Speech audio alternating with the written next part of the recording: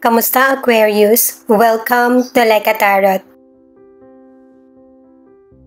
Alamin muna natin ang message ng angel number at ng rune.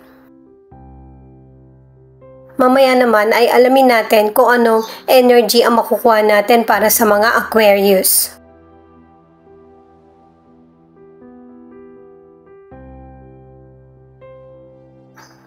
One, 1, New beginnings.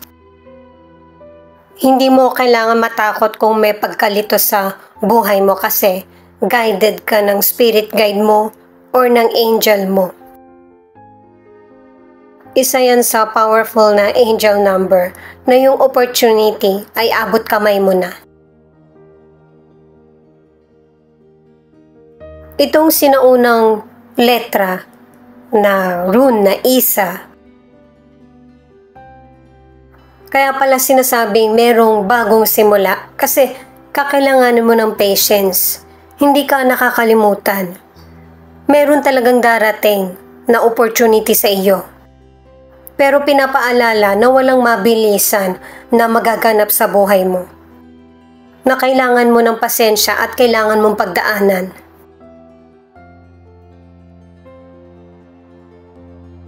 Itong ewas naman, ang ibig sabihin, magkakaroon ng magandang progress, improvement ang buhay mo.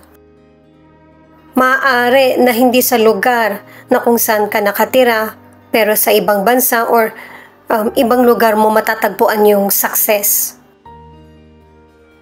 At importante rin sa buhay mo, para sa ilang Aquarius or kung hindi ka man Aquarius, yung communication. Kung magkaroon ka man ng problema, magiging mild ito. Pero, katulad ng mga nabanggit, yun yung dapat mong gawin. Communication. Yung maiparating mo yung gusto mo, yung plano mo, or decision. Paalala para sa mga bagong viewers na ang reading na ito ay timeless reading. General reading, ano man ang edad mo or gender mo, kunin mo lang kung ano yung akma sa sitwasyon mo. At saka, ikaw na rin magpalit kung si person mo ba ito or ikaw. At ito ang start ng 1 week reading mo. Maaari na may ilang Aquarius na nawawalan ka ng pag-asa. Kasi yung mga cards mo baliktad. Ace of Wands in reverse, Two of Wands in reverse, King of Pentacles in reverse.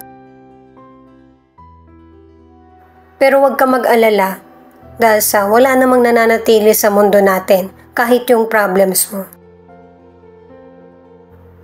Itong nangyayari sa buhay mo na hindi maganda yung estado, nakakasabay ka, napaka-smart na kaisipan nito or strategy. Kasi sa mahirap na sitwasyon, ang pinaka-best na solution talaga yung wala kang gagawin para hindi maging malala.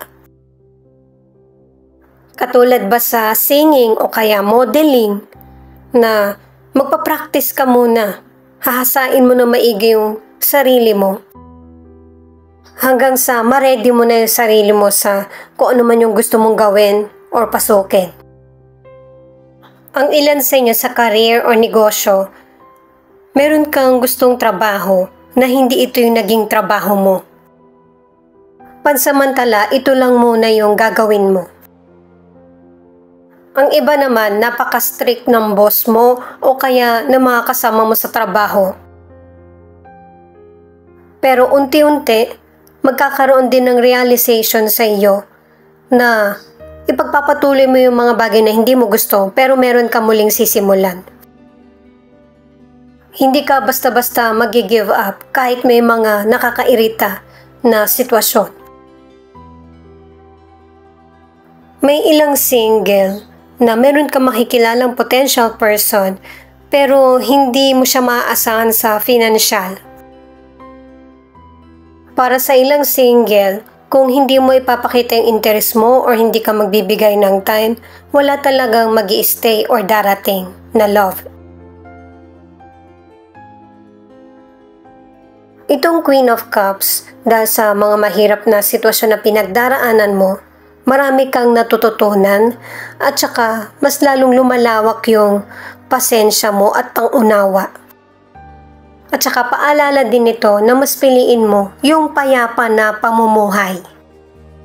Lalo na sa family or ibang tao, yung pakikisama ba. Ang ilan sa relationship ay nagkakaroon ng minor na problem pero patuloy na pinagtatalunan. May ilang Aquarius kasi na yung person mo kinokontrol ka. At pinapakita rin sa cards na may ilang Aquarius na yung person mo yung may pagka-violente yung pag-uugali niya. Na para irespeto mo siya at maging okay sa'yo yung idea niya. Pero kung ano ang plano ng may kapal sa inyo, walang makakapigil. The Hierophant in reverse, 8 of Pentacles, the Hermit. Itong cards na ito ang nagsasabi na meron nang dumating na magandang pagkakataon sa iyo, pero kumbaga lumipas or napakawalan mo. At katulad ng sinabi sa mga naunang cards, abot kamay mo na yung kasagutan sa problem mo or tagumpay. At saka ang ilan sa inyo, pinipili mong mag-isa. Nakakatulong ito sa iyo kasi nakakaisip ka ng mga positive na kasagutan sa problems mo or worries. Ang ilan sa inyo sa financial, hindi maganda yung magre-risk ka. Gastusan mo yung mga importante. At saka, matatapos mo na rin yung problema mo sa financial. At saka yung naging mahirap na sitwasyon sa money ang magiging lesson sa iyo, kaya ibabalanse mo lahat. Yung mga gastusin mo. Ang ilan sa inyo tataliwas ka sa tradisyon na nakagisnan or nakalakihan. Ang ilan sa inyo ay may same gender na relasyon at ang iba naman ay makikipag-live-in. Ang iba, dahil sa hindi pagkakasundo, makikipaghiwalay ka. Ang ilang single or nasa relationship, pinapakiramdaman mo muna yung situation. Mas nagiging focus ka sa material, yung kailangan ng relasyon or kailangan mo.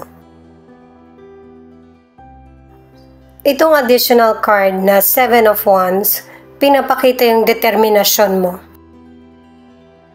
Na kahit maraming hadlang or nagpapasakit sa damdamin mo, hindi na to umuobra. Kasi matagal mo na rin na-experience yung mga nakakalungkot na sitwasyon. Or delay. Nakadalawang cards ka na lumalaban ka at hindi ka nag-give up. At saka single ka man or nasa relationship, ang nagiging hadlang sa love life mo ay yung trabaho mo. Kasi gusto mong magkaroon ng pareho na may love life ka, na may person ka, at yung may trabaho ka. Dahil sa single ka man or nasa relationship, ito yung tingin mong magandang paraan na para magstay or magtagal yung gusto mong buuin na relasyon. Pero paalala din yung mga cards na yan na single ka man or nasa relationship na walang perfect na buhay. The Empress, 6 of Wands, the Emperor. In the near future, maganda na yung magiging buhay mo na isasaayos mo na. Mas nagagamit mo yung emosyon mo, lalo na sa paikipag-communicate sa kapwa mo or person. Napagtatagumpayan mo yung mga plano mo dahil na rin sa mga mahirap na sitwasyon na napagdaanan mo. Nakatulong sa iyo yung mga hadlang na para mas maging matibay ka. Para naman sa kalusugan, ang ilan sa inyo magkakaroon ka na ng baby o kaya mag-ingat na hindi ka kaagad magkaroon ng baby kung hindi ka pa ready. Nakadalawang cards ka na lalo na't ang ilan sa inyo meron ka pang problem sa financial or sa karir mo. Pero kung may baby ka na, ituloy mo. Kasi magandang simula yan. Mas lalo kang may inspire sa buhay mo. Meron ding ilan sa kalusugan na magkaroon ka man ng sakit, mabilis yung recovery mo. Ang ilan naman, malalaman mo na kung bakit ka nagkaroon ng sakit. At base sa cards, dahil sa lifestyle. Ang ilang single, may potential person kang magugustuhan kasi napakalinis niyang tingnan, yung fresh ba, ganon. Kaya lang hindi ka papansinin ng person na ito or hindi agad madedevelop yung feelings nyo sa isa't isa. Kasi pareho kayo or maybe yung potential person ay focus sa karir niya. Ang ilan sa relationship kaya nagtatagal yung relasyon niya ng person mo kasi inuunawa mo siya. Ito munang final card mo yung alamin natin. Itong Four of Swords ay paalala sa iyo na mas pahalagahan mo yung sarili mo para matutugunan mo yung mga pangangailangan mo at yung gusto mong ituloy. Kasi maaari na dahil sa pag-aalala mo, dahil sa hindi maganda yung nagiging takbo ng sitwasyon mo sa buhay, ay magkasakit ka. Ito yung iwasan mo. Mas lalong mahirap yung sitwasyon kapag hindi ikaw ang humaharap. Mas unahin mo yung healing kahit mahirap itong gawin sa situation mo. At para naman sa ilan na nasa relationship, sa tagal niyong magkarelasyon ng person mo, maaari na plano niya na ito or sasabihin niya sa iyo na magpakasal na kayo, bumukod or bumuo ng sariling pamilya. Kasi kahit na tumaliwas ka man sa tradisyon, marami pang pwedeng mangyari na makakapagpabago sa desisyon mo, ano man ang gender mo. At saka ang ilan sa relationship, kahit na hindi sweet sa'yo yung person mo, pinapakita naman na good provider siya. Gusto niyang ma-secure ang pamumuhay nyo kasi ito yung tingin niyang kailangan nyo sa relationship, lalo na kung meron na kayong mga anak or nagsisimula pa lang. Pero kung may mga hindi napapansin yung person mo or may mali, sabihan mo siya. Kasi kahit yung person mo, hindi rin niya napapansin yung sarili niya. Ito naman yung feelings ng person mo na pwede rin ipakita kung ano yung feelings mo kasi connected kayo sa isa't isa. May ilang person na nasira yung relationship nyo dahil sa maling desisyon or hindi na pag-usapan na plano. Kumbaga isa lang sa inyo yung nagpaplano or nagdedesisyon. At merong person na napapagod na sa paulit-ulit na situation, yung ikaw yung naghahabol or ikaw yung nag-aayos. Hindi mo na gustong mag-focus sa mga ganitong issue, yung problema ng iba. At pinapakita rito na lumalayo ka na dun sa person mo, gusto mong magkaroon muna ng self-love or bigyan ng pansin ng sarili na hindi mo nagawa noon. Pero marami pang hindi nasasabi sa iyo yung person mo dahil sa pagtatalo nyo or sabay kayo nagsasalita, na para maunawaan mo siya. Katulad ng card na ito, gusto ng person mo na maayos kayong muli. Yung kung ano man yung problema nyo na hindi nyo napag-usapan or nasolusyonan. Gusto niyang sabay kayo maka-move forward. Kaya siya bumabalik sa iyo kasi nararamdaman niya na ikaw na yung person na makakasama niya ng pangmatagalan. Sa tagal ng pagsasama nyo, kilalang kilala ka na ng person mo.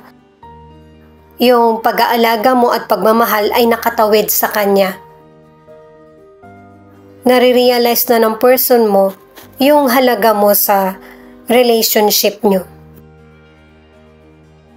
Kung sa tingin mo pinapakita ng person mo sa'yo na okay lang siya, hindi niya iniintindi yung mga naging problema nyo or issue, pero ang totoo, nagsisisi rin yung person mo kasi alam niya na siya yung dahilan kung bakit nagkakaroon kayo ng problema or hindi natatapos yung issue sa relationship nyo.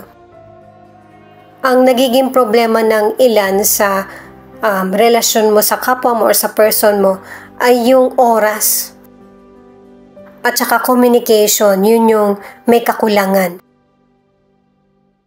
Kaya pala sinasuggest sa iyo ng mga cards, angel number or rune na kailangan ng communication at new beginning.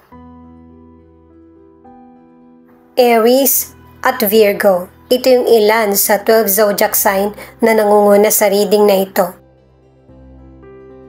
Kailangan ng communication para matapos na kung ano man yung problems nyo at makamove forward kayo na magkasama or magkanya-kanya. Ito naman yung mga letra na posibleng andito yung letra ng pangalan ng person mo or letra ng pangalan mo. U, R, I, X, P, F, D, W.